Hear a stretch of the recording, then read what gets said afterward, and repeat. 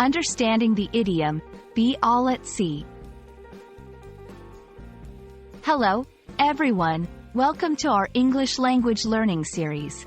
Today, we're going to explore a fascinating idiom, be all at sea.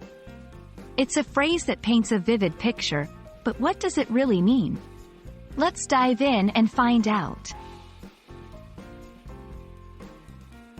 The phrase, be all at sea, has a nautical origin.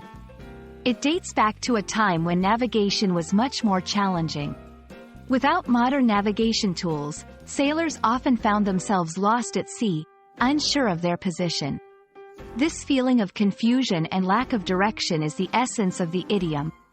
When someone says they are all at sea, it means they are feeling confused or uncertain about something. In today's context, be all at sea is used metaphorically.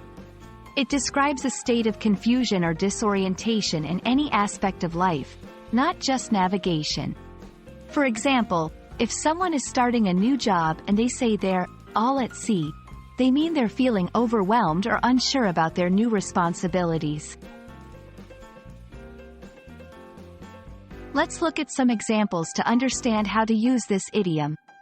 1. After the new policy changes at work, I was all at sea, not knowing what to do next. 2. When it comes to advanced mathematics, I'm completely at sea. In each of these examples, the phrase, be all at sea, is used to express a lack of understanding or clarity in a situation. A common mistake learners make is using this idiom in a literal sense. Remember, it's a metaphorical expression, so it doesn't mean someone is actually at sea. It's also not used for physical disorientation but rather for mental or emotional confusion. I hope this video helps clarify the meaning and usage of the idiom, be all at sea. Remember, it's all about expressing a state of confusion or uncertainty.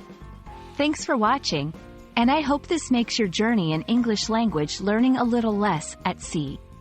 Keep practicing, and see you in the next video.